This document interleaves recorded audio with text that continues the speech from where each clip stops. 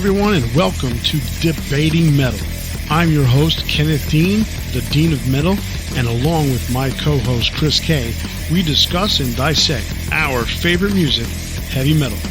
So sit back, relax, pop open a cold one, and let the debate begin.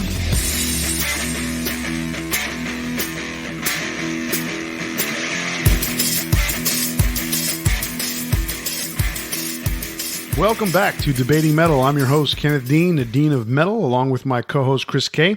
And each week we discuss and dissect the hard rock and heavy metal bands that we all know and love. Each week we'll also discuss some bands and albums you may not know that you should definitely be listening to, as well as giving you our big four on various bands, albums, musicians, etc.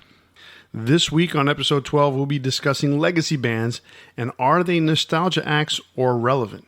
Despite the current worldwide situation, bands are reuniting and touring more than ever. Some bands never left and continue to release albums. So is it all worth it? Well, we'll soon find out. Later in the episode, you wanted the best, you got the best, with this week's Big Four. And we've also got another What Should You Be Listening To? Before we begin, let's recap what we discussed last week on episode 10.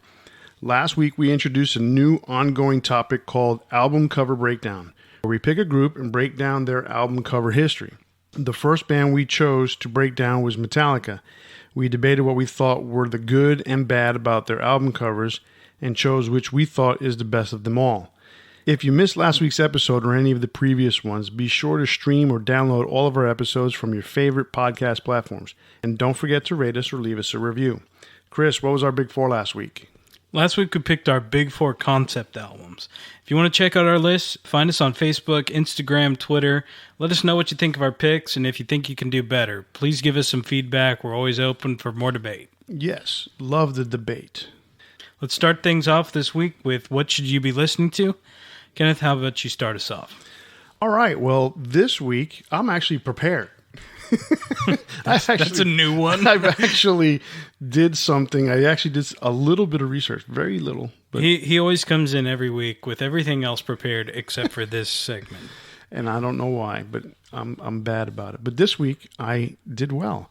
So this week's What Should You Be Listening To for me is Lamb of God's new album, Lamb of God, self-titled. It has the single Memento Mori, which is on video and YouTube and all those streaming channels that you can check it out. It's really cool. I like it a lot. The album's going to be released May 8th, and hopefully it comes out as scheduled with the whole pandemic thing going on worldwide. Some things have been pushed back. Some things are coming out. You were mentioning Testament is still coming out tomorrow. From what I understand, it's still on schedule to be released tomorrow. Cool, because I get to listen to it. Chuck Billy's come out and made some comments regarding what he thinks national touring is going to be like after this. I read that today, yeah. Yeah, it just seems like all these bands just really want to get back to normal. Oh, yeah. And, I mean, it's their livelihood. We want them to get back to normal so we can go see them. Oh, I know. I'm so bummed. And obviously, first things first, everybody's got to be safe and get well and get past this whole thing that's going on. But it just, it breaks my heart to not be able to go see some of these bands. Yeah, for sure. Definitely. Well, so again, it comes out May 8th, so hopefully it will come out on schedule. It is the first album to feature new drummer Art Cruz, who replaces founding member Chris Adler. What happened to Chris Adler? Oh, he left. He quit the band. He got into it. He got actually, if I'm not mistaken, got into a motorcycle accident and had some shoulder problems, and he rehabbed it. And then in the middle of it, they asked him if he was going to come back to do one of the tours late last year, and he said, no, I'm not going to be coming back, and they basically split ways. Oh, okay. So kind of tough, but Chris Adler, with his brother in the band, it was something that, it was a little bit of a family affair. Yeah. But I heard the song, Memento Mori is a really cool song for Lamb of God, so it was actually understandable. I'll have to give it a listen. I mean, it's metalcore. But for me, it was understandable, and it wasn't as... Randy's always had this way of being a little punky with the way he sings his vocals and enunciates the words. Metalcore. Lamb of God's one of the metalcore bands that I've always been able to kind of listen to. Not one of my favorites, but still, I can tolerate them. If they come on, I don't skip a song. Okay, cool. Well, don't skip this one. This is pretty cool. I'll check it out. So, all right, what do you got? All right, so this is kind of a cool one. Relapse Records has introduced a new series of releases. Basically, they're called the Non-Analog On-Stage series. They're doing this thing for Death, which, as you probably know if you've listened to any of these podcasts before, they're one of my favorite, if not my favorite band. Unfortunately, Chuck has passed away early 2001, and unfortunately, you just can't see him live anymore. So this is a really cool experience to get to hear the live shows. What's awesome about the recording of them is they're very immersive. You feel like you're in the crowd. I mean, the crowd is kind of overwhelming a little bit. The mixing is, not so pro that it's just... So are they bootleg sounding? A little bit bootleg sounding, yeah. And it's just nothing but positivity coming from all the reviews that I'm seeing. That's cool. Which, I've listened to the newest one that came out, the first one, Montreal, and I gotta say, it's not the best live album I've ever heard, but it was such a cool experience to get to hear them.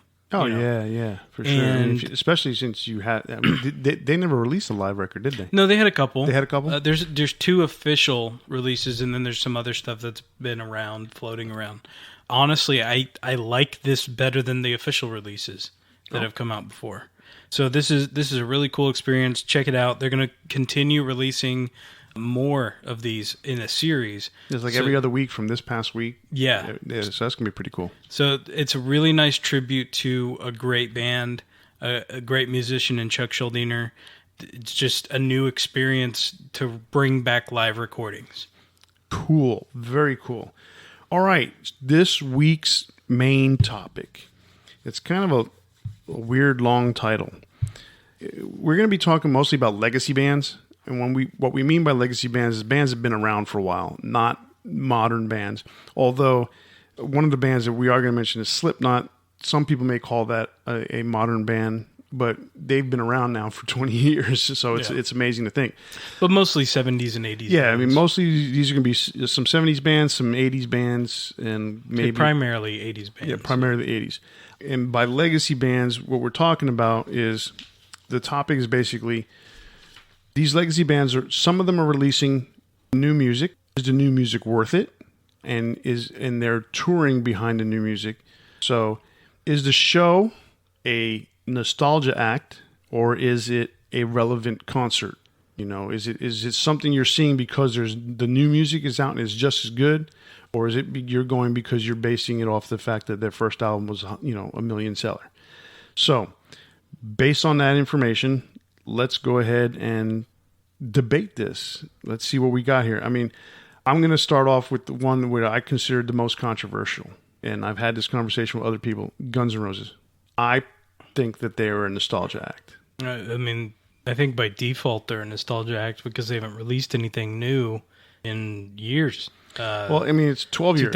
2008 was Chinese Democracy. And the only member of Guns N' Roses that was still around was Axl Rose. Right. And by that I mean because if you look at the album case, there's like 40,000 members, and because it took so long to record the album. Yeah. There was people in and out of the band all the time. Actually, not true. Dizzy Reed was. Yeah, he's been a faithful since. So he was there he was on Use Your Illusions. Yeah. So him and Axl were the only 2 guys that were on the record. Not my favorite record by any means. You don't have much positive to say about it. I don't like the conversations. Album. I mean, I actually like the songs better, that have been played in concert by Slash than I do the actual recordings. I mentioned it earlier this morning when we were kind of preparing for this. The album to me sounds like Axl purposely got certain guitar players to play a million notes a mile a minute because he wanted to show off that he could get a better guitar player than Slash. Problem is, what he failed to do was be able to get the same heart and soul that Slash can put into a song that those guys couldn't. Well, there's not a lot of guitar players that are going to be able to do the same thing Slash does. And I don't mean Slash is like the greatest guitar player of all time. He is one of them, for sure. He has something that other players don't have when he does what he does. And that's he puts his soul into that music. Oh, yeah. They weren't going to mimic it. But I just always wished that this was released, Chinese Democracy, I always wish was released as a solo album for Axl Rose. Hey, that's what it should have been. That's really what it is. Because it's too poppy to be Guns N' Roses to me. Yeah, I mean, it's got like, a lot of electronic sound. Exactly. And that was what he was trying to go for, because he was trying to push the band in that direction when they did that song for the Schwarzenegger movie. I can't remember what it was. To get back to the main topic, I picked Guns N' Roses first because they're the most controversial. They are the ones who basically have gotten back together on this Not in This Lifetime tour that's lasted now going on 4 years. You Could Be Mine. No, it wasn't that one. But it was featured on Terminator 2 Judgment Day. No, it wasn't the Terminator ones. It was after. I was going to say You Could Be Mine's a good song. No, it was after Use Your Illusions came out. I believe it was after Spaghetti Incident came out. It was one song on the end of a soundtrack. Guns N' Roses is basically living off their legacy. A conversation we had several weeks ago. They're living off of Appetite for Destruction, because if Use Your Illusions had been their first album, it probably wouldn't have gone anywhere near as what Appetite has done. Still good albums, but it wouldn't have sold 18 million copies, like Appetite did. They're living off Appetite. They play like 8, anywhere from 6 to 10 songs off of Appetite, and then they play, because they're doing about 25 songs a show. They're doing 10 songs or so from the Use Your Illusions, and then a ton of covers, and then like 2 or 3 songs from Chinese Democracy. They're not touring because of Chinese Democracy. They're touring because they're Guns N' Roses, because they have Appetite for Destruction. Unlike some of the other bands that we're going to discuss, I consider them a nostalgia act. But the argument that I've been having with other people is that other bands that I think are not nostalgia acts, they're saying their defense is they are nostalgia acts. Gotcha. So, what do you think? As far as Guns N' Roses? Mm-hmm. I mean, definitely a nostalgia act. I just feel that if you haven't put out new music in 12 years and you're touring mostly the songs that were on the first album and second album, right? You're not fresh and relevant. I mean, they're basically touring off of an album that is 33 years old or something like that. Yeah, we looked at their set list, and there were like 3 songs off of Chinese Democracy. Most of it would be 3 songs. Yeah, most of it was off of Appetite for Destruction. Mm-hmm. There was songs off of Use Your Illusion, and then a bunch of covers. Oh yeah, they were playing a lot of covers. And they've always played covers. I mean, Live and Let Die is a big cover for them. Yeah, but I didn't see that on that. That was on there. Oh, it was? Yeah. Okay. They played that. There was other stuff that wasn't. No, they played The Seeker recorded. from The Who. They played that a lot. They played a bunch of Who stuff. They played AC/DC. They played AC/DC. They picked up. I think that's because he did his stint with AC/DC. Mm-hmm. Oh, he had done other songs in the past. Like I've got a recording of them doing a Whole Lot of Rosie from '87, but now they're doing AC/DC because of his stint in AC/DC. Yeah, and then they did Slither. And they're doing Slither, which is pretty cool. It would be cool if they did Fall to Pieces from the Slither's first album.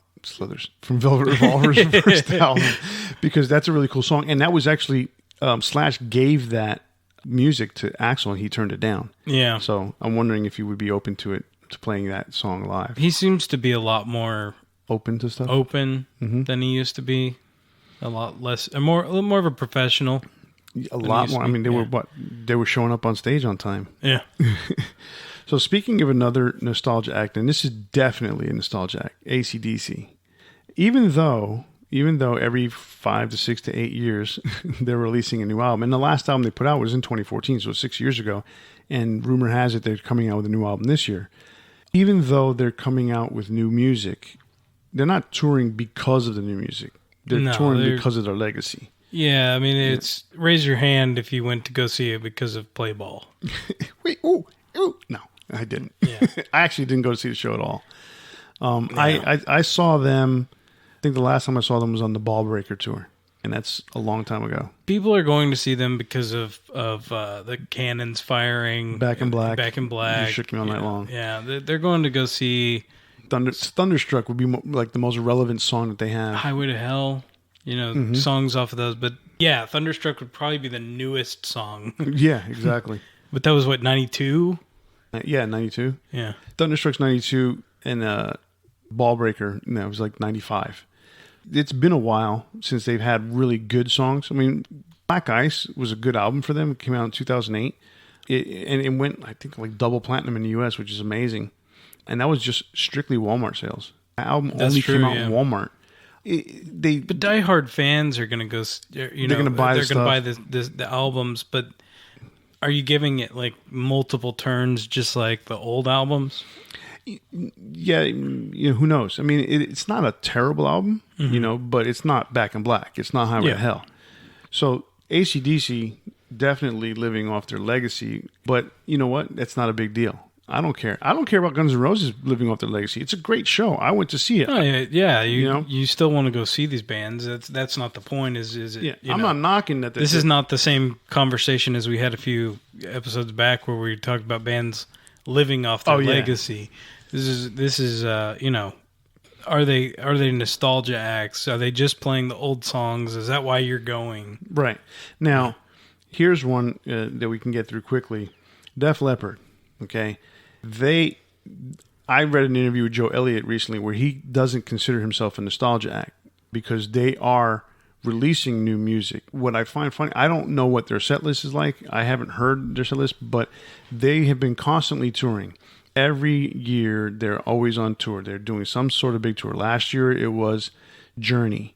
The year before that, it was, Cheap Trick or something like that, and Poison. Yeah, but before this last album, what was the last release before that? I can't remember. It was a long time before that, wasn't it? It may have been, but it may have been 7 years, 8 years. But 7, 8 years now, almost decades goes by, and it's almost like blinking an eye.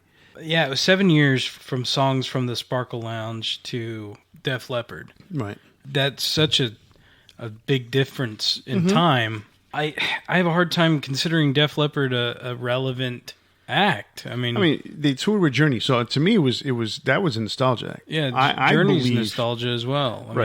I believe that Def Leppard is a nostalgia act. Joe Elliott doesn't, but I think the reason why he doesn't is because he thinks that they consider themselves relevant is because they continue to tour. They're always in the public eye. It's not like they're irrelevant, but as far as putting out new music that somebody goes, I really want to go see them play Let's Go.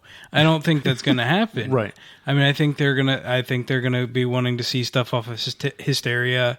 That era of music because they know those songs. Now, from what I understand too, they released a live. I think it was the Viva Hysteria when they were playing Las Vegas, or it may have been one of the Las Vegas stuff. They opened up the show as a warm-up act under a different name, but it was them, and all they did was play stuff off of On Through the Night and High and Dry. So they were basically like themselves as a cover band? Yeah, like themselves as a cover band. And they played old music, and then they played only new music when they... And so everything was from Pyromania on for the rest of, for the main show. It was pretty cool. I mean, they did some really good jobs. I mean, they played a lot of stuff off of High and Dry. I think they played Did they sound like the old guys? They sound like old guys, that's for sure. But... I mean, I heard the song like when I specifically looked for "Let It Go," which is my favorite Def Leppard song. It's a great song off of the Frozen soundtrack. Not that one. Def Leppard did not do Frozen. Wouldn't it have been better if they did? It would have been much cooler. My girls probably wouldn't have gotten into it though. So yeah, I specifically looked for that version of the song, and it's really cool. It sounds good. What was even stranger was that the next day I'm listening to the radio and they played a live Def Leppard version of a song, and it was the same song. I was like, oh, okay. So Def Leppard don't consider themselves a nostalgia act, yet I would say they are. I would say most people go see them because they're a nostalgia act. I wonder what the difference, though, from US to UK is regarding their popularity. Like, as far as their relevance in that regard. Does the UK fans still consider them more of a current act than we would here? I don't know. I think they've always been more popular in the US. Really? Mm-hmm. Okay. Yeah, like Pyromania was big here. They went back home and it was like, yeah, okay, who are you? I mean, it wasn't until Hysteria that they really, late or almost the end of Pyromania that they broke that was anything. They weren't popular whatsoever. So another English band, nice transition. Another English band that is definitely... It was like a whiplash transition. Another nostalgia act to me, Deep Purple. But yet they keep releasing album after album after album. I mean, well, Deep Purple's a tough one, too, because there's so many different variations of the band. And this one's been together, other than the fact that John Lord passed away and Don Airey's in the band, this version has been together since the middle 90s. Yeah, and which is true, but they didn't put out their best albums during that time, so, since the reformation of that Mark II. Right. But there are people that will have the nostalgia for the Smoke on the Mark Water. III era. Oh, Mark III? With Burn and, White Snake. David Coverdale. David Coverdale. Jeez. Glenn Hughes and David Coverdale. Yeah, that era of the band, but obviously you're not going to ever hear that. No. They refused when they went into Rock and Roll Hall of Fame. No, it was Richie that they refused to deal with. No. Ian Gillan refused to have David Coverdale come and sing a song. Oh, yeah. They were there, but they didn't hang out. Yeah. So you're not going to hear that version again, but obviously they didn't put out their best album. Like the Machine Head album came before, their reformation. And yeah, I think in one regard they're still relevant because they're still consistently releasing albums and touring that music. But I think most fans are not going to hear the new songs. They're still going to see the old classics. Yeah, I think so. And it's just weird. I mean, I've never seen Deep Purple live in concert, so I can't sit there and say, yeah. I looked at some of the set lists. I mean, they're playing a variety of songs. Not a lot of huge catalog to go over. And it's hard because they keep, with each album they keep releasing, it's not like they're playing 5, 6, 7 songs from the album, even when they're touring. It's just like 1 or 2 maybe. And then even then, there's some albums that they're completely negating. A lot of their 90s and 2000s stuff. Yeah, but they're still consistently playing the old songs. Right, they're still consistently playing. There's the old classics that they're never going to drop from their set list. Right. That one, to me, is definitely a nostalgia act. So let's talk about one that I would consider, or actually a group of bands. This is something that's going to lead into the other main band that we're going to talk about. But think about bands like Anthrax, Testament, Overkill, Exodus, even Megadeth to some degree. All those bands, all that came out of the thrash scene in the 80s, are still putting albums out today. The albums are very good albums. So are those bands nostalgia acts playing off of their history, or are they actually relevant bands nowadays? I don't think so. And I'm going to say why. Let's start with Anthrax. I don't think so, because Anthrax doesn't play anything from the John Bush era. A lot of the stuff they do play, yes, is from their biggest album, which is Among the Living. Well, but they're still playing a lot of stuff off of their new 2 albums. Yes. Now, Anthrax, to me, out of everybody I just mentioned, all the thrash bands, are the most polarizing because they are almost like 50-50. It's like they play the whole Among the Living and then like some new songs. Yeah. Or they play a lot of old songs, which is almost all of Among the Living. Because they completely ignore any song off of State of Euphoria. Mm-hmm. Okay? Except for Antisocial, which is not their song. So they play like 1 or 2 songs of Spreading Disease, 1 song off of Fistful of Metal, 1 song off of Persistence of Time, which is a cover song, talking about time. So it's almost like nothing exists other than Among the Living and maybe Spreading the Disease. And then there's new stuff, the stuff off of Worship and For All Kings. Yeah. Worship Music and For All Kings. So I like Worship Music. I mean, it's a great album. Definitely a return to form. Even though they were still playing some thrash. I mean, when they were with John Bush, they were doing more grungy metal stuff. Yeah, it was although a little bit of a departure. Wish You Were Here. Not Wish You Were Here. Yeah. What was that one called? You just completely threw me off. We've Come For You All. Yeah. That album was a real good... there was a lot of thrash elements in there. But we come for you all. There was a lot of thrash elements in that one. But Worship Music definitely was a good album. And For All Kings, very good album. Yeah, actually, a lot of people say For All Kings is better. I like Worship Music better, personally. They're different than what they were doing before. Yeah. Before John Bush was in the band, when Joey left the band. I mean, they're heavier, and his voice is more mature. It's deeper. Mm-hmm. I don't know. I just when those two albums came out, I'd never been a huge Anthrax fan, but these two albums are very good.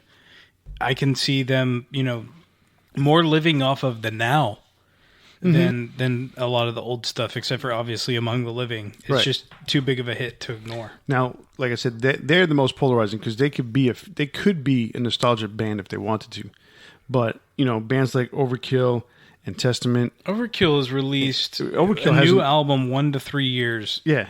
Since their inception. Yeah, they to me are the most relevant of all the thrash bands because they continue to put out. There's nothing that they have changed about their formula since Horoscope or even before that. Since taking over. It's always been straight up thrash. Boom. Yeah. There's been some weaker albums and some stronger albums. But when we saw them, they played stuff off of every album. Everything. Yeah. They're very. I don't want to say proud of what they do. But they're very confident in what they put out, and that shows when they're putting out songs or they're playing songs from all over their existence, throughout the show. They played one song off of the first album, "Feel the Fire," which was, I believe, the song "Feel the Fire." I think there was 1 or 2 songs off of Taking Over, but everything after that, it was one song off of every album. They played a couple of 2 or 3 new songs off the last few albums. They've done at least 1 or 2 good songs off of every album to be able to continue to play those songs. And so they're very full. Right?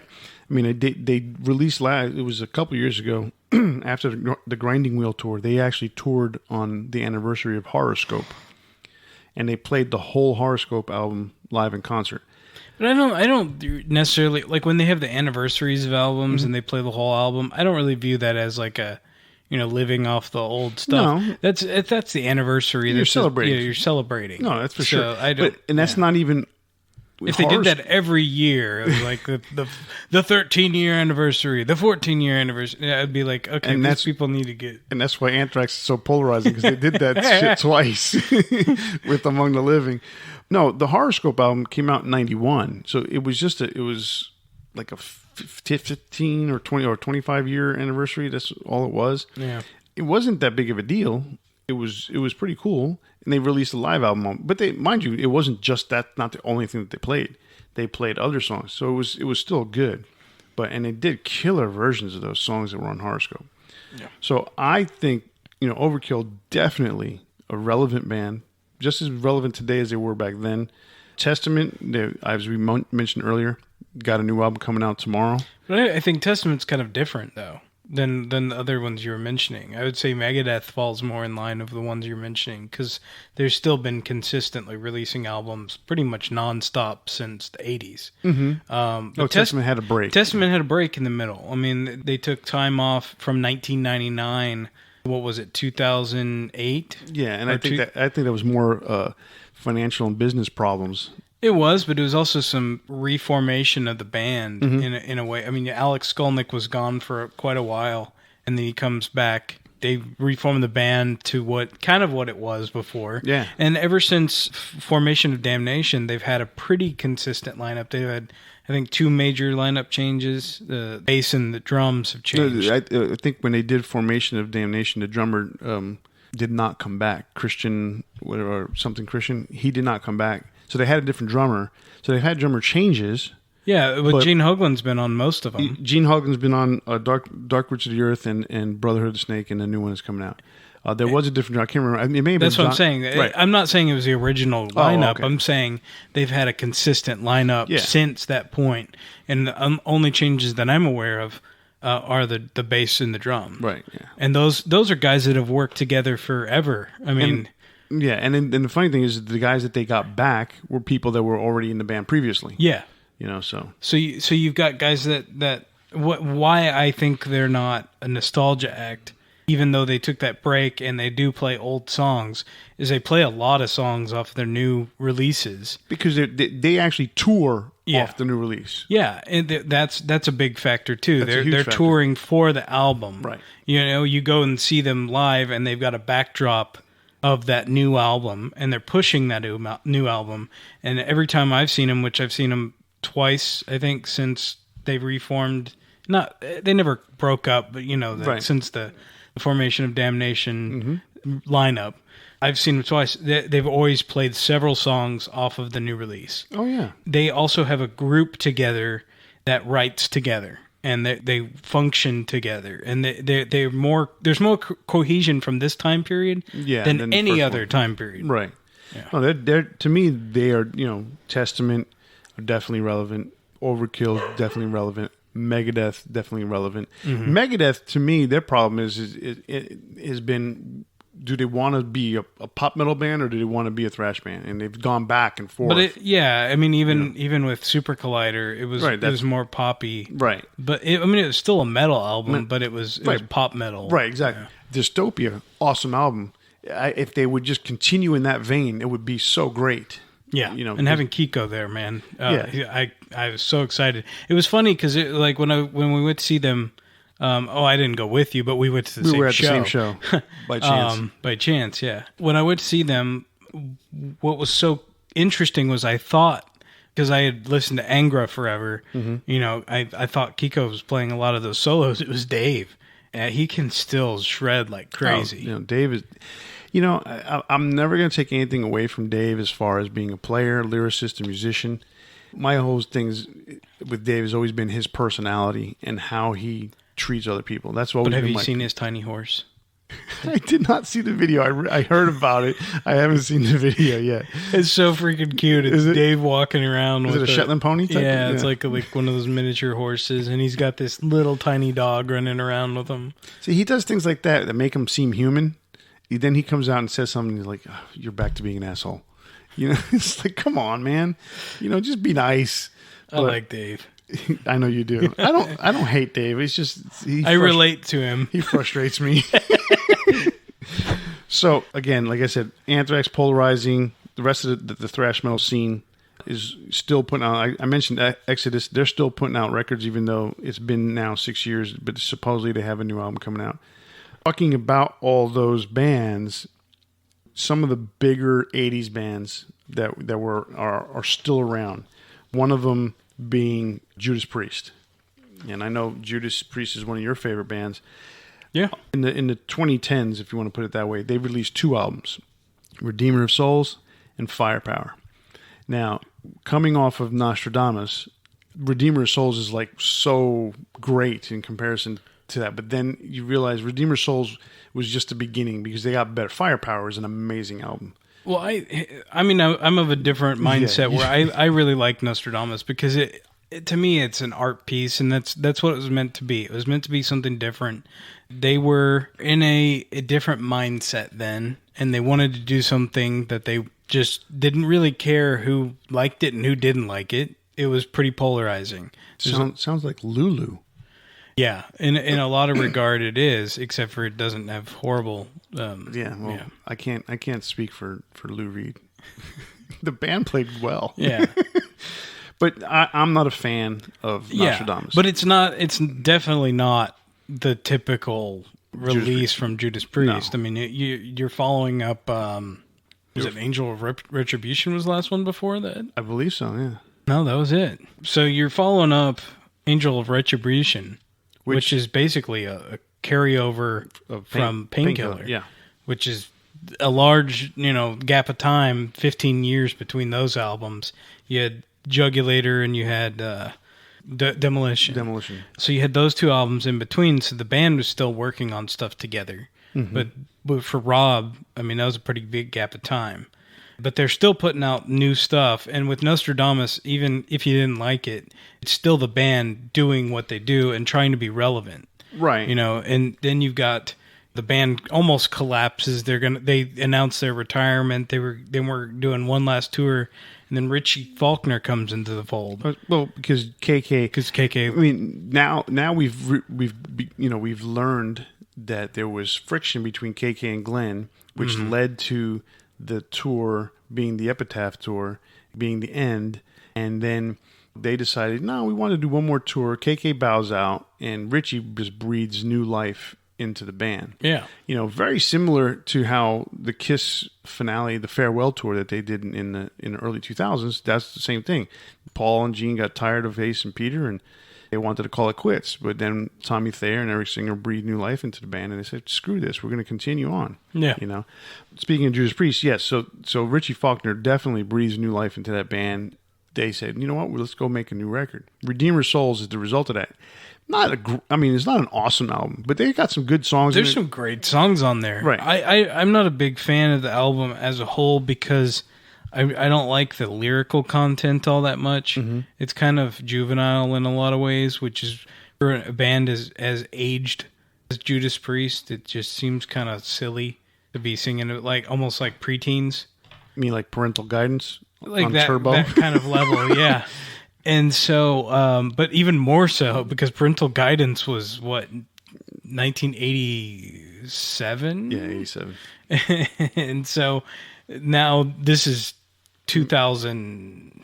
It's 25 years later? Something like that? No, 2014. So 2014. Yeah. I mean, that's a big difference in time, too. So, yeah. 27 years later. I didn't like that, but the actual song, I remember when I heard the single, Redeemer of Souls, I listened to it for 2 weeks straight, going to and from work, because I worked 5 minutes from home at that point, but I could only load up one song. but Redeemer of Souls was great. No, coming off of Nostradamus, it was like, damn, this is some good music, And then 2 years ago, they released Firepower. That album, I liked it more. Is much better. But still, I mean, it was just a great album. I mean, to me, it had a lot of elements, going all the way back to Defenders of the Faith and Screaming for Vengeance, a couple of things here touching from British Steel and Point of Entry. So that era, it had a lot of elements from that era, which is their heyday. So that was really cool. The album's awesome. Production, the 2000 production to me is not the best thing in the world. I still have issues with it, but it was a good album. Well, but that being said, going to see the show because of those songs, or are you going to see the show because you want to see the big major hits that Judas Priest has put out over the years? I'm going to see Judas Priest as a whole. I want to see Priest for whatever they play. Yeah. Because they're still playing, That's a cop-out answer right there. No, well, to me, because I consider them relevant. I mean, I wanted to hear some. I mean, they opened the show with Firepower, a great song. Yeah. They played 3 or 4 songs off of Firepower. They were promoting that album. Well, then, yeah. Then you're saying that they're going out to tour because of an album. Mm-hmm. They're not touring because we're Judas Priest and we're going to go ahead and tour, and then people are going to come see us because we're Judas Priest. See, and that's what I agree with, is that even though there's probably a majority of the fans going specifically to see the old songs, they are touring the new albums. So here's how I put this. When Queensryche fired Jeff Tate and they started touring as Queensryche with Totalitatory, and then Jeff was still doing Queensryche as himself before they came up with the final decision in 2014. Both bands came to Houston within a month of each other. And they both played the same exact place, which was this little tiny shed in the middle of a strip center in the middle of North Houston. I mean, maybe a couple hundred in each place, right? I went to see Queensryche when they came back around because they were coming almost 2 times a year, like maybe 9 months apart, trying to push the fact that they no longer were a Jeff Tate Queensryche. They were Queensryche with Totalitatory. I mean, they've been here almost every year since 2014. They came and played a place called the Arena Theater here in Houston that I think the max capacity is 1,000 people. They had this place cut in half. And it's a full circle in the round place. And they cut it in half and they did not sell out. I ended up talking with the promoter after the show because the friend I went with happened to be friends with all these people. He used to be in the business. He was a security guard. So he knows all these people. We were talking to the guy who actually put the show together. He said to me, I'm trying to get Judas Priest to play here in the Arena Theater. but they won't do it. They won't take my guarantee because they feel they're a bigger band. Okay, they're still, at that point, they were not on the Nostradamus, they were not on the Redeemer Souls tour. I think Redeemer Souls were coming out the next year or that year. So they would prefer to have played a House of Blues type place. Mm-hmm. Okay, and even then, Judas Priest, I don't think even played the House of Blues type venues. They played amphitheaters, or would prefer to play amphitheaters. My guy, in Houston, which is a big metal town for the most part, compared to Miami, where I used to live, it's just not a metal town. Priest couldn't even get a gig to play the arena theater for 500 to 1,000 people, and they wanted to play more. So now they play Fire. They bring out Fire, Redeemer Souls, and they play a bigger venue, and then they come out with Firepower, and they play the Sugarland, the Smart Financial Center in Sugarland. That's probably about 4,000 people, I think, 4,000 or 5,000 people. So they're playing a smaller venue, but they're playing a bigger venue than they would have played a few years ago. So to me, that tells you people are buying the album. People are realizing that they're still relevant. Yeah, no, I agree. So to me, that shows you they're pushing these albums. They want to be out there in the public eye. They have to put out good music, because if they put out shitty music, no one's going to go see them, regardless of whether they're nostalgic or not. They'll be playing the House of Blues, or they'll be playing an arena theater type place if they are living off their legacy. Oh, yeah. So playing the Smart Financial Center, it was not a bad deal. I mean, it's bigger than the House of Blues, and it's got seats, and it's got, it's reserved seating, and it was a great place. I mean, they have a huge stage, full production. You could tell that by having better albums or good albums along the way, Judas Priest made themselves relevant again. So that was good to see. Yeah. I mean, absolutely. I think a lot of people were kind of, I would say lesser fans, didn't even realize they were still going through with things because they said they were retiring. Right, exactly. So to come back and put out such a hard-hitting album was, a good turn for them, and definitely makes them more relevant. Mm-hmm. Definitely. Now, so why don't we mention Queensryche, since you brought them up? Queensryche. Now, they are, to me, definitely a relevant band. They're definitely not living off their legacy, and the reason being is because they have toured so hard and so constantly, and have played new songs so much. I mean, it's a 50-50 split between new songs within the last 6 years, because they put out 3 albums, those 6 years of new songs, and their history behind them. They're only playing 2 songs, maybe 3, off of Operation Mindcrime, so they're spreading it out. But they're only spreading it out between the first 3 albums that they put out, or first 4, or 3 full records. Okay, with Rage for Order, Operation Mindcrime, and Empire, and then their new stuff, because they're doing nothing in between. Yeah. So no, I mean that was the thing that was really interesting to me. Was I went to see the band not being well versed in Queensryche's material, because I just never really listened to them when Jeff Tate was in the band. So I go and watch this, and they're playing off their first few albums, but they were playing a lot of new songs too, and the new songs really appealed to me. That was what was kind of interesting. Was I'm also watching, I'm a bit of a people watcher, in that like I gauge the crowd that's there, and I'm seeing people wearing new shirts with the newer albums. Mm-hmm. And what else was kind of interesting was I'm seeing the crowd really get into the new songs. Oh, yeah. Yeah. It wasn't just like, they're playing, Walk in the Shadows, and people are going, everybody's singing to every song. Yes, that's for sure. And so there were a few people in the audience that I heard, oh, it's a new song, and then by the end of the song, they're like, that was cool. Yeah. What the problem with a lot of these bands, and the reason why they're becoming nostalgics, is because they're not confident in their music. Queensryche, they basically started from scratch. They had a history, but Jeff Tate and all the albums that they released after Empire basically shoved them down into a hole that they really had to dig out of. Yeah, he took over creativity in the band for sure, and kind of limited what the other guys could do. Right. So they worked their asses off. When I say they came here, I think I saw them 3 times in a 2-year span. They went away for a year and a half or so, and then I've seen them twice in a single year on this Verdict tour, or it was back-to-back years. It was a whole 12 months, but it was the same tour, the Verdict tour. When it first came out in early 2019, I saw them, and then we saw them in January of this year. They are pushing their new music as best they can, and they're trying to keep it in a certain vein because they're not playing. They're doing a lot of the progressive songs that they've done. They're not doing, the straight ahead rockers. Yeah, I mean, the new style that they play is very progressive, and it's not as strange as what they were doing with Jeff before he left the band. Well, it wasn't even strange; it was just shitty.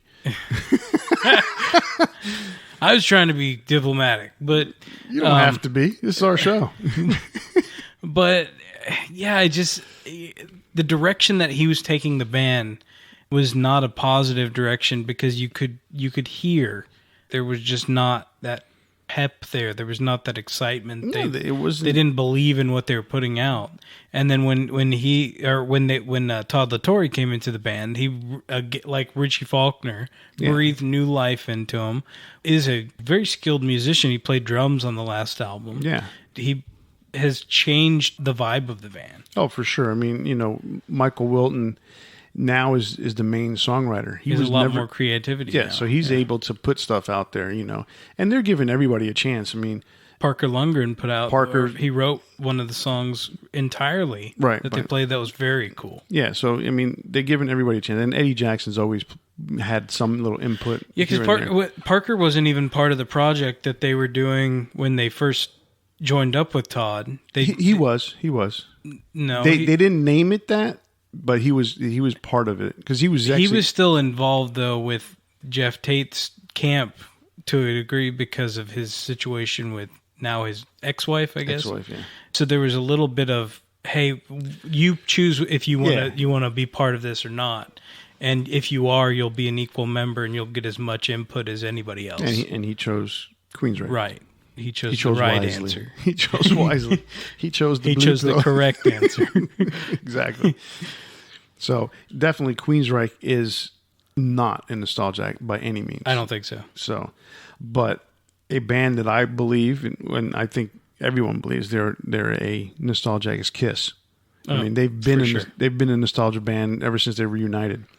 Since they put the makeup back on. And that's what kind of sucks about it because they were not that before they put the makeup back on. They were touring off the Revenge album and playing 4 or 5 songs. I mean, even on their acoustic stuff, they were playing 3 songs. Yeah. So it's and I've listened to Bruce Kulick talk about what was going on when they were doing the Carnival of Souls album. And they still kind of kept it, like, they didn't tell Eric and Bruce that this was going to happen. Mm-hmm. And that way those guys were still putting all their effort into putting out a great album. Right. So, it does kind of suck that just to, be good businessmen, they decided to break up a good thing of what they were doing. And yeah, it was, I mean, obviously, Gene Simmons and Paul Stanley being the people that they are, were going to go where the money was at. They're going to be selling out arenas every single night. So yeah, you're going to go with that.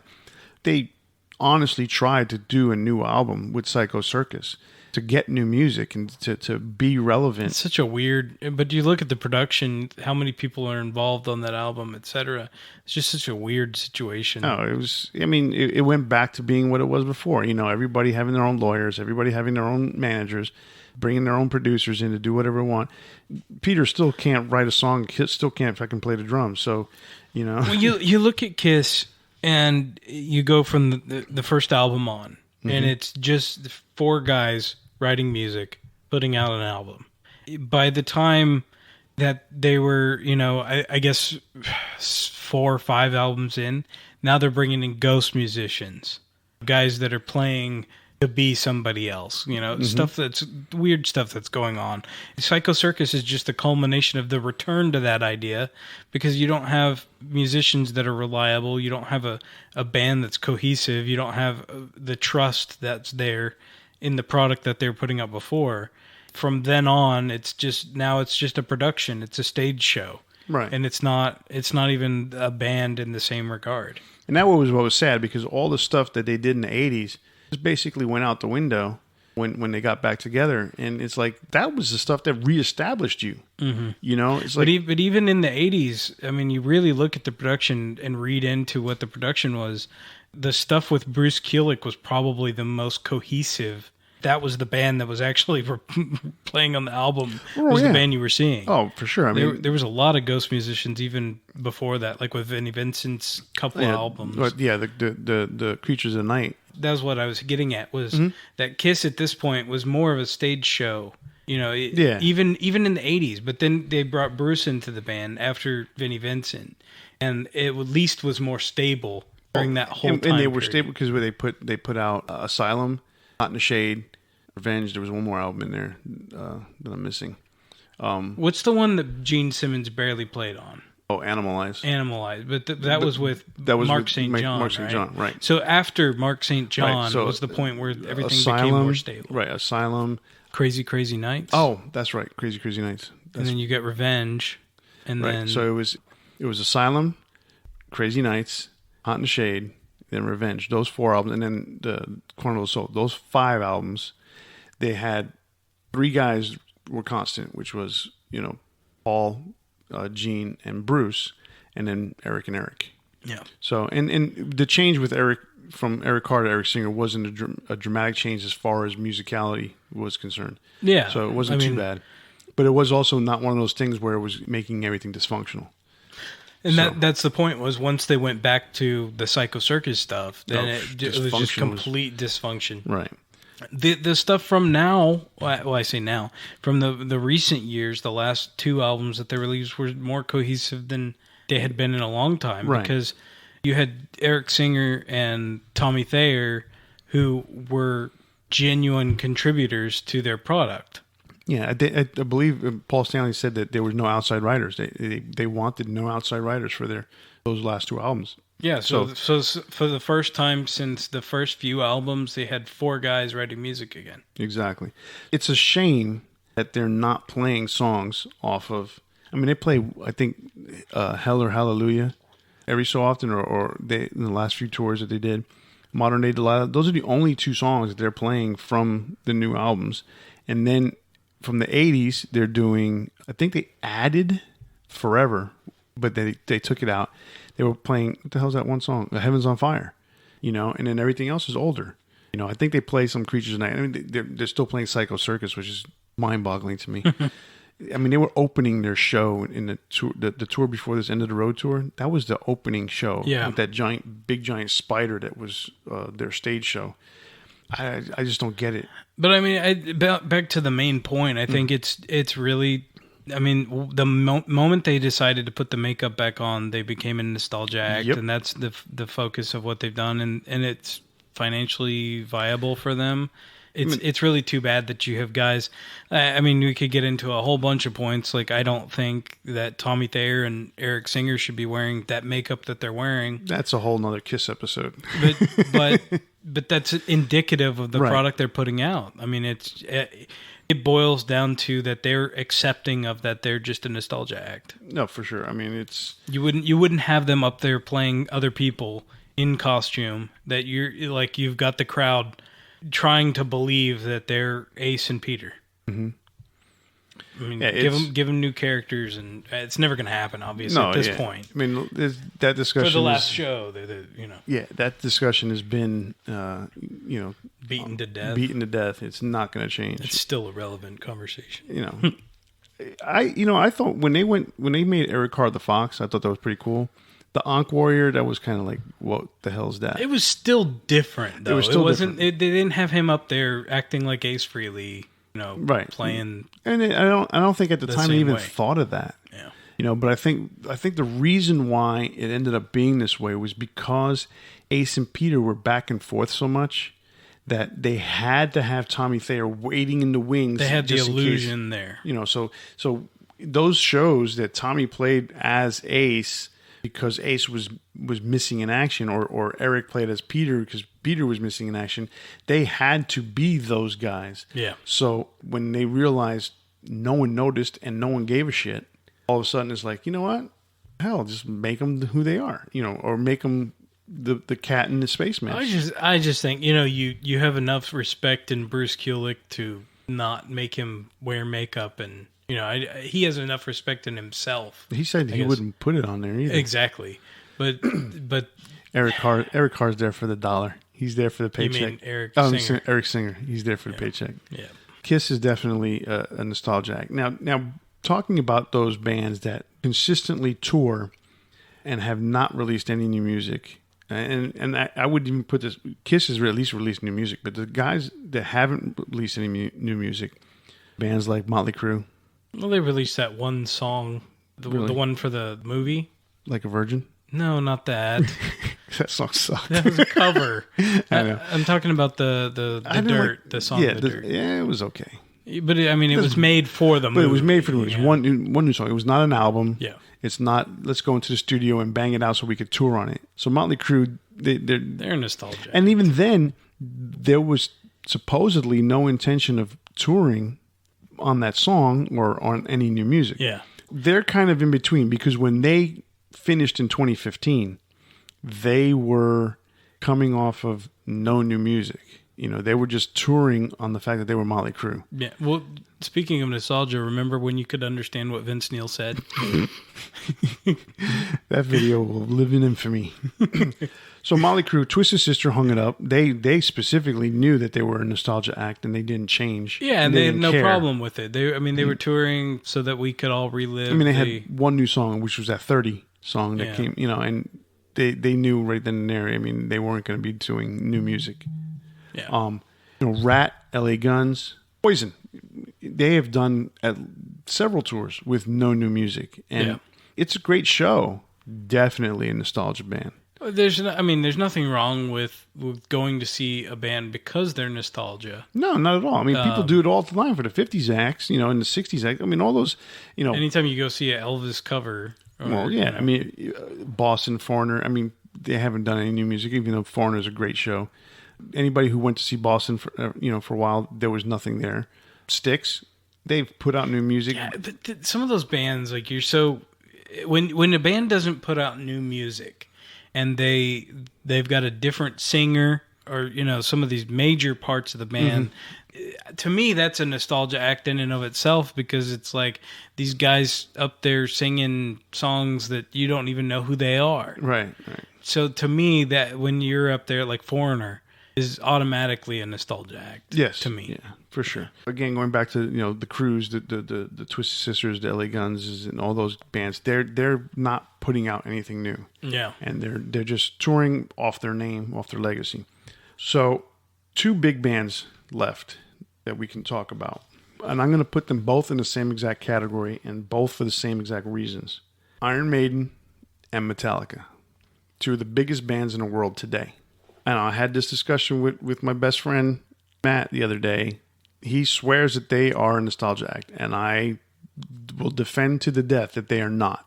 And my biggest reason is because they're putting out relevant music, and they're touring on relevant music.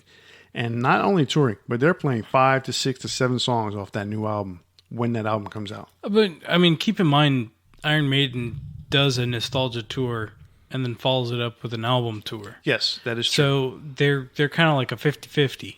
They are. You go see a Legacy tour like we did with Legacy of the Beast, this last one, and it's all old songs. Yes, technically. But, they didn't. Well, because they didn't play anything off of Book of Souls. No, they didn't play anything off of Book of Souls, which is the new album, which is the latest album, right? But they still did play stuff from the new era.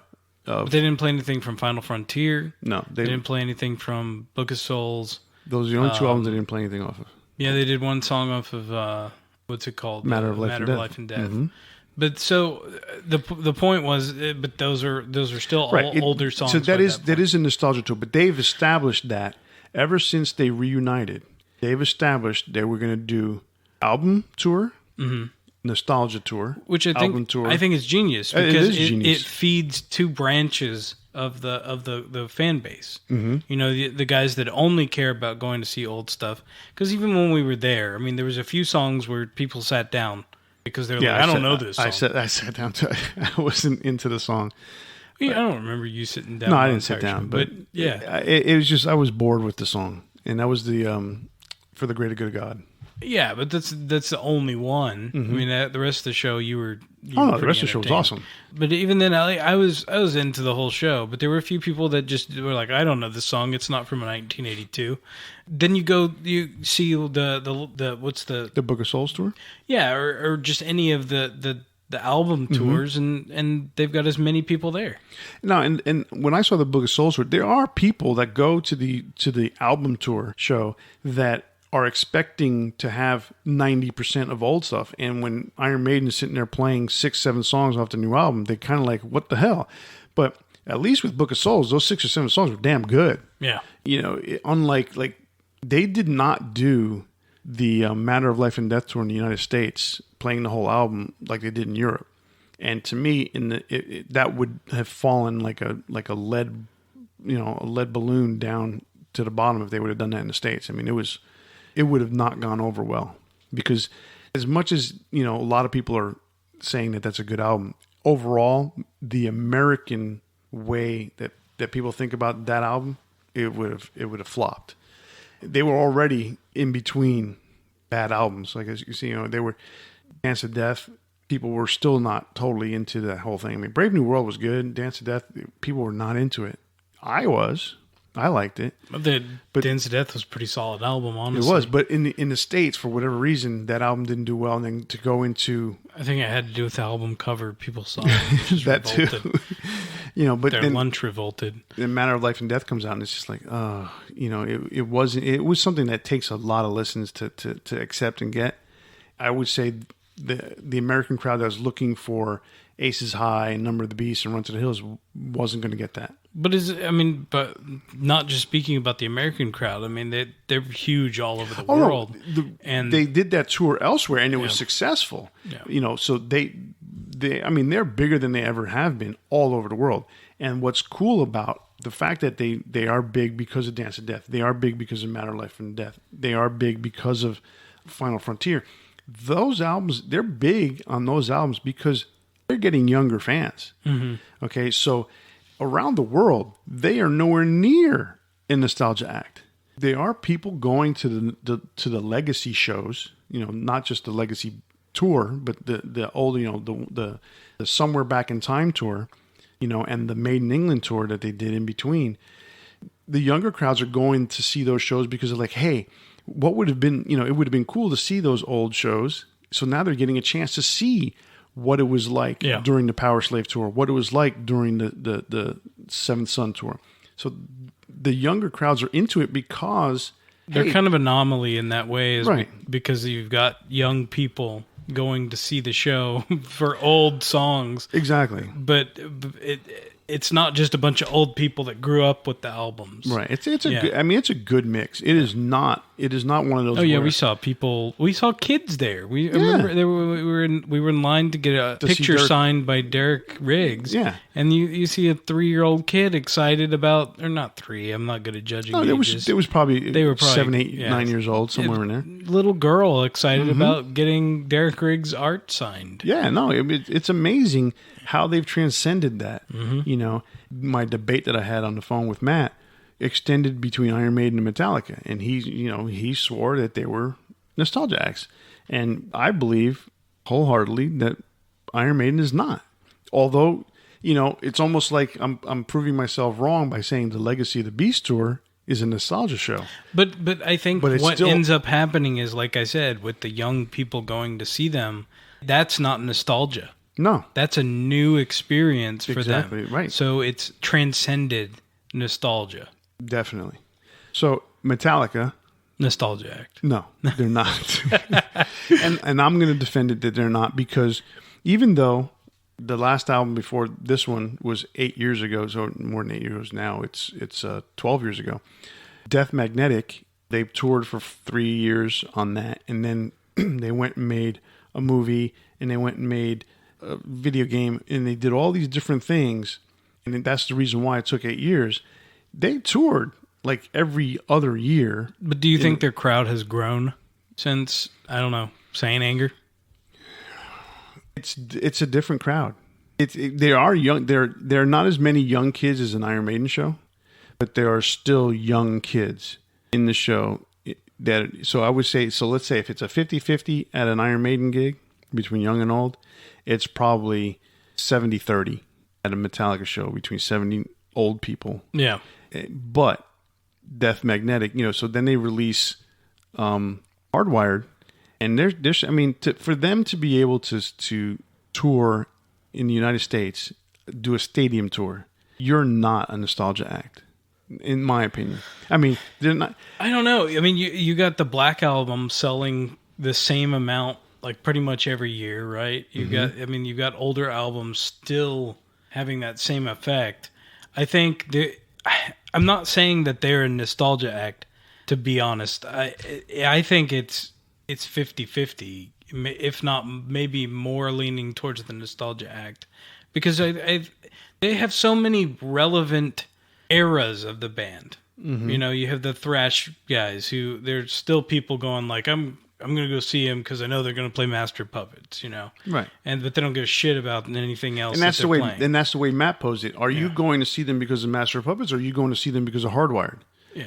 And I knew full well going in that I was going to hear at least 6 songs from Hardwired. Mm-hmm. So I don't have a problem with that. But Metallica is such a big band for a number of reasons. But Metallica is just one of those bands that I remember anybody knew who they were. I mean, when I was in high school, guys' girlfriends knew who they were because they were just such an accessible band. When did you get into Metallica? School. Middle school. So you're talking about the Load era.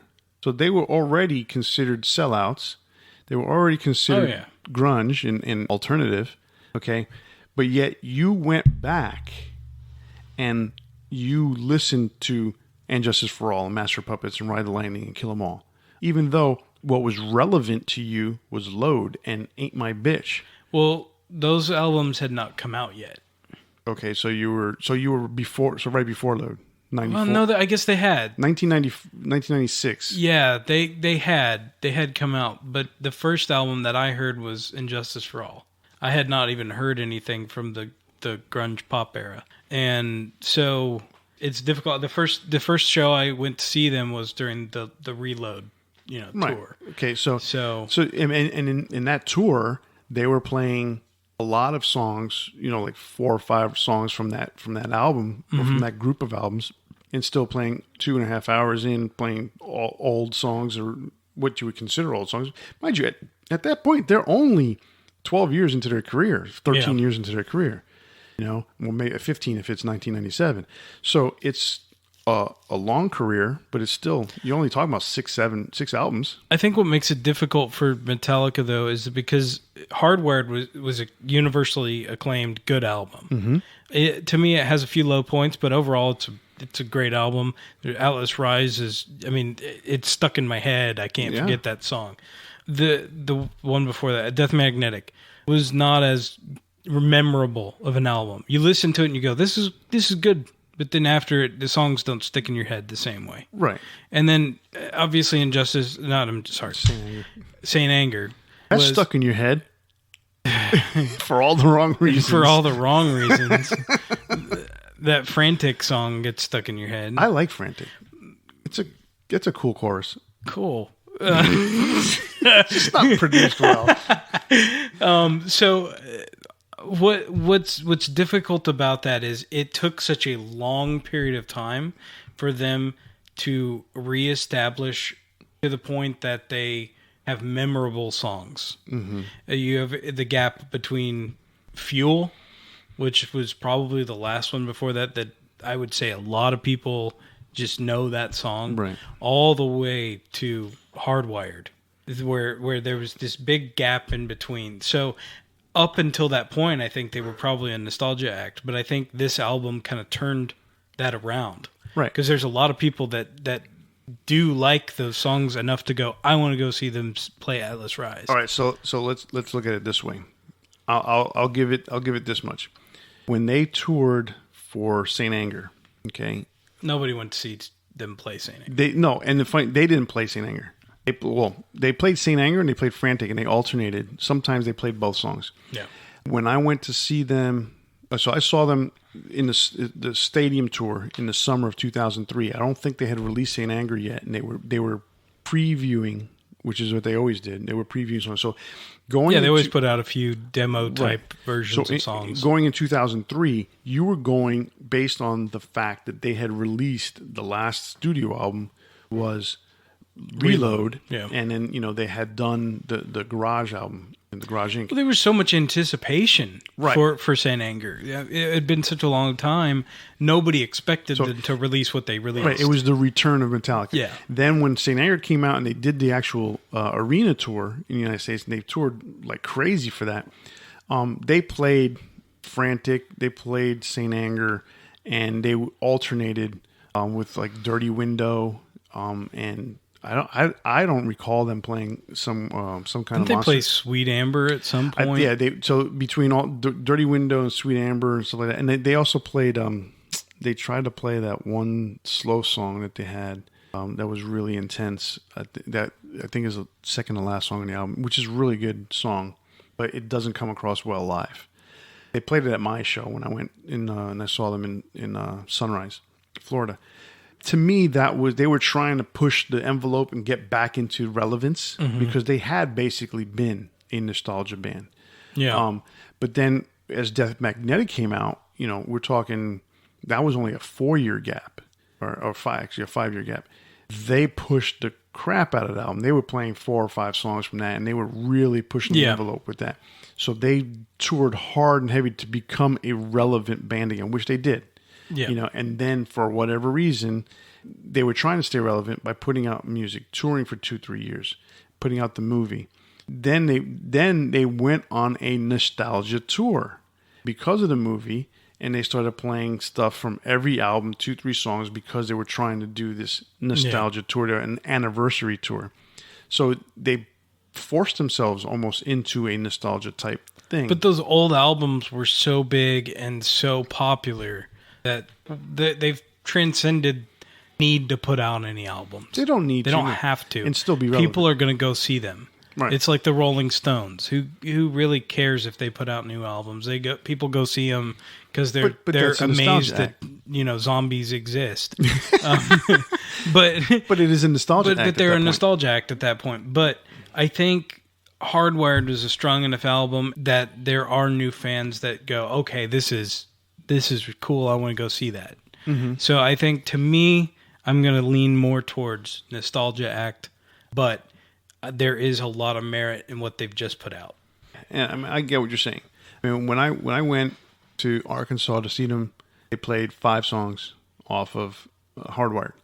In my eyes, they're pushing a new album. They're trying to be relevant, and to me, they are. Mm-hmm. They didn't play anything off of Death Magnetic, which was interesting, and they also didn't play anything off of Saint Anger.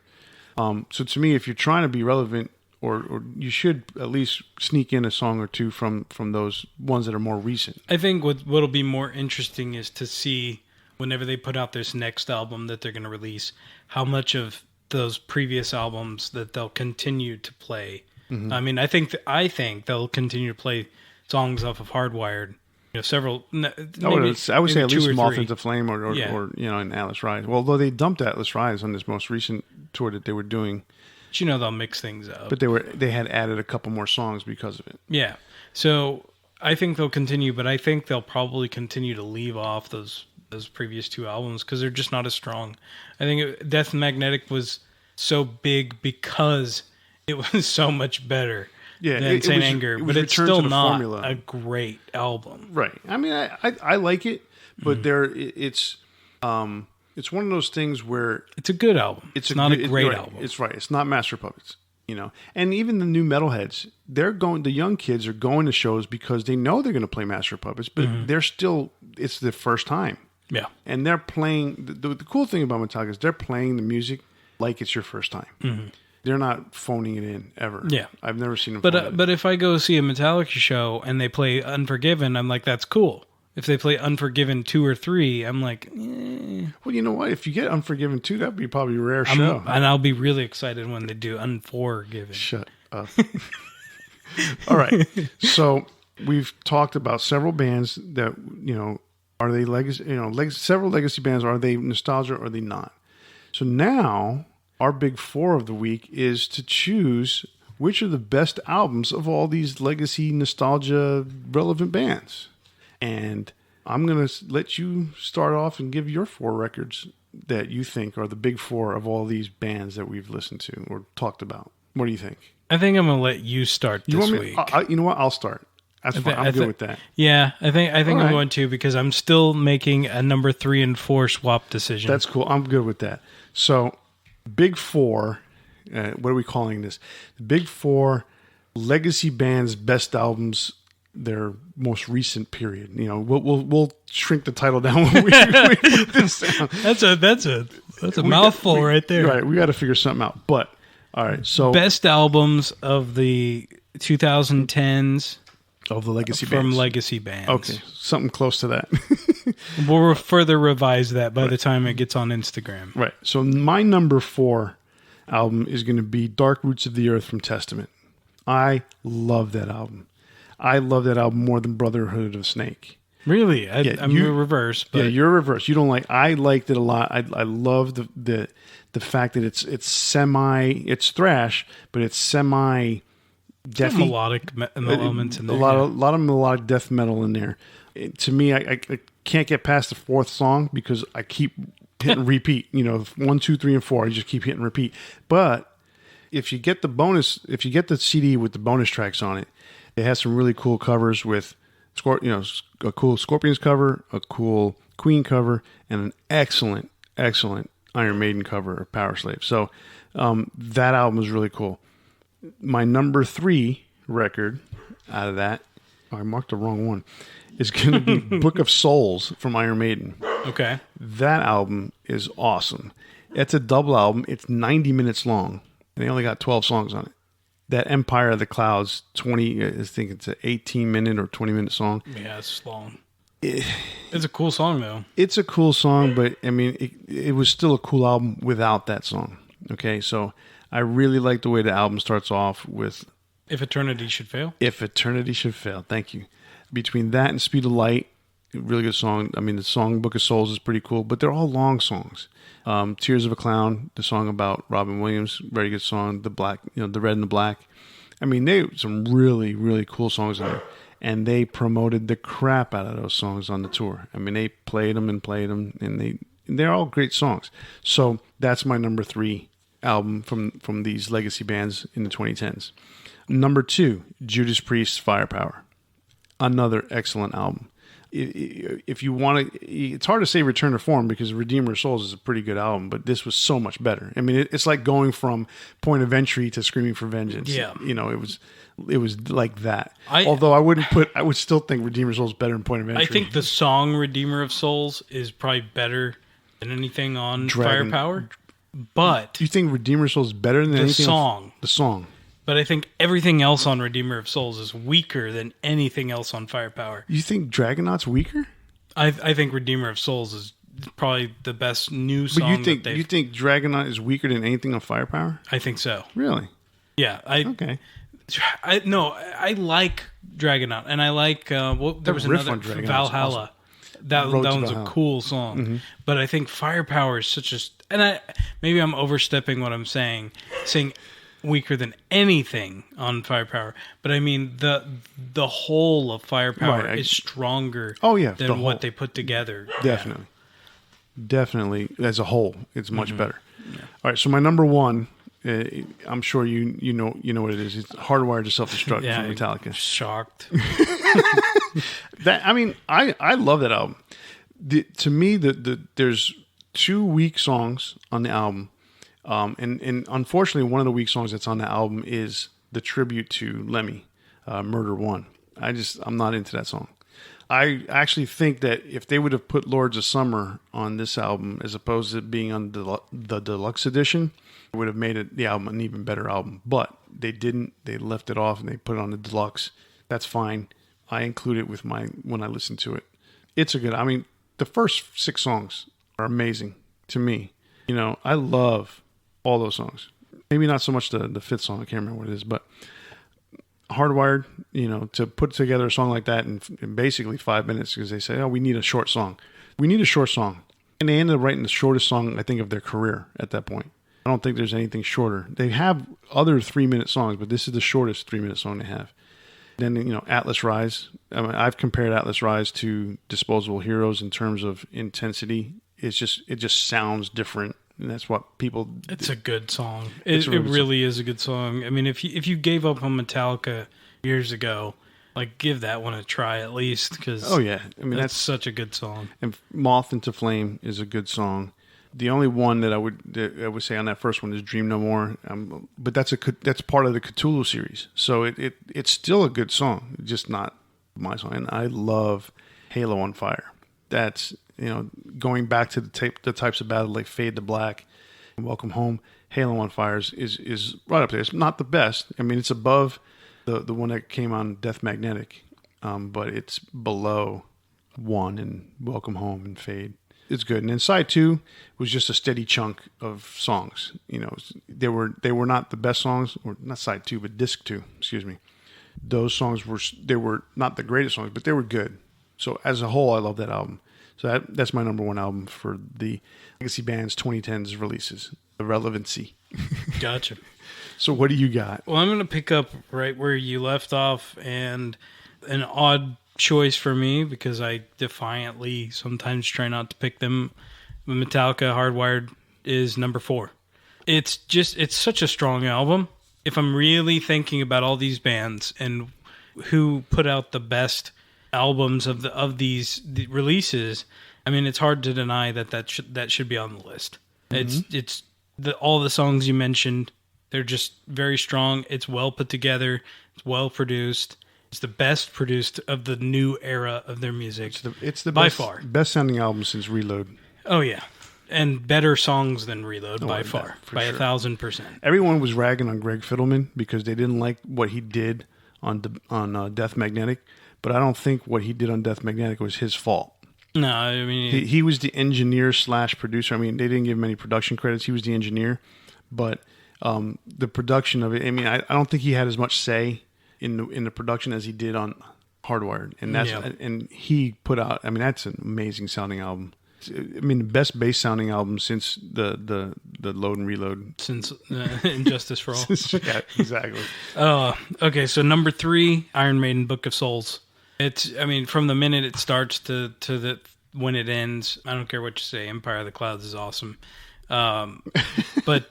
There's songs written by Bruce, exclusively by Bruce, on here that are fantastic, mm-hmm. and there's so much to enjoy, because you have a kind of a mix of what they were doing in the last few albums, where these are more storytelling songs mm-hmm, than in the previous era of the band.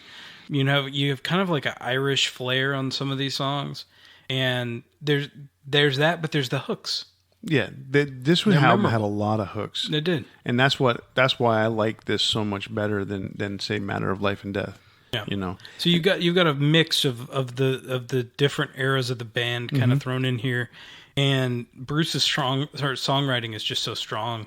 I mean, I loved what he did with his solo career, mm-hmm. And the songs that he put out in here shine. I mean, If Eternity Should Fail, I cannot wait to hear his version of the song when he releases it. And the other amazing fact about this album is he did it with a lump in his throat. Mm-hmm.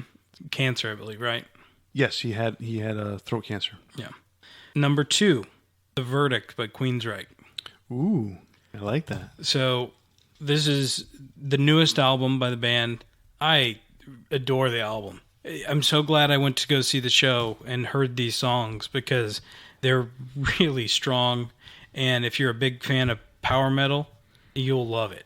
Mm-hmm. I mean, this is not the same band that played with Jeff Tate. This is not the same band that puts Silent Lucidity out. No, this is a new era for the band. There's some really cool stuff. If you have any inclination towards Dream Theater, and more power metal-esque, more experimental stuff, then you'd be surprised what the band is capable of. Because mm-hmm. this is totally different than what you would have heard in the albums, but it's still elements there that keep it cohesive with what the band has always been. Right, for sure. So it's a new era for the band, and I'm happy to hear it. Excellent. Number 1, Megadeth, Dystopia. Ooh, I had them as my honorable mention. What a return, and even beyond a return. Yeah, that is a great album. It really is. You had the last album. You're reaching a low point with the previous lineup, which was with Chris Broderick and Sean Drover, and they just needed a refreshment in this band. You bring on Chris Adler and Kiko Loureiro from Angra. It's just the same kind of effect as what happened with Judas Priest. Breathing way new life into it. And restoring the strength in... and I don't know what it was because, it's not like Sean and Chris were in there for like 20 years and it got stale. It's just one of those things where Dave just goes through his periods where things just don't seem to the vibe doesn't continue. It's not the same. I think he has a kind of a similar thing that going on that Chuck had when he was writing music with people. He needs to be surrounded by people that fuel what's going on with him artistically at the time. And unfortunately, it's not very conducive to a consistent band. And honestly, Megadeth really should be just Dave and whoever, But what's funny about it is I've heard Sean and Chris's new project, and it's not. It's metal. It's hard. I mean, it's close to being almost metalcore. Yeah. So it's not like they weren't capable and they weren't not bringing solid ideas. But it just wasn't conducive to what he was putting out at the time. And I'm not saying that Super Collider wouldn't have happened no matter who he was surrounded by. But I think at that point, once Super Collider happened, that was the end of that era of the band, and it needed to change. Well, and I think a lot of it had to do because I don't think Sean and Chris wanted to do that kind of music. Yeah, and that's never good for any band, right? To be putting out something you don't believe in. But I think had they stayed together, they wouldn't have done Dystopia. But Dystopia is the type of album they would have wanted to do. Kind of weird. I guess so. I think Dystopia is more melodic than the product that they're putting out now. That's true. So I don't know. I mean, I don't. I think Dystopia is something they would have preferred to do over Super Collider. Preference. Oh, for sure. I think anybody would probably. But Dystopia is But that being said, I like a few songs on Super Collider. Oh, it's not a horrible album. To me, the biggest problem is the lyrics on Super Collider. He was trying to make it more accessible. Yeah. But he went back to being his sarcastic, to a degree, very technical wording, and just being, I guess, angry at the world. I mean, Super Collider wasn't like an angry at the world type of record. Megadeth is definitely better when Dave is angry. Yes, for sure. Angry again, So, great. That's a pretty awesome group of albums. I mean, obviously, we share two of the albums, but, I mean, I wouldn't go wrong with Queensryche or Megadeth being great records. Well, that's it for our Big Four this week, and that's it for Debating Metal. You can listen to us on iTunes, Stitcher, Google Play, Podbean, or wherever you consume your metal podcasts. If you enjoyed our show and agreed with our opinions or just want to rip us a new one, check us out on Facebook, Twitter, or Instagram, or you can email us at debatingmetal@gmail.com. On behalf of Kenneth Dean, I'm Chris Kaye. We'll see you next week. See ya.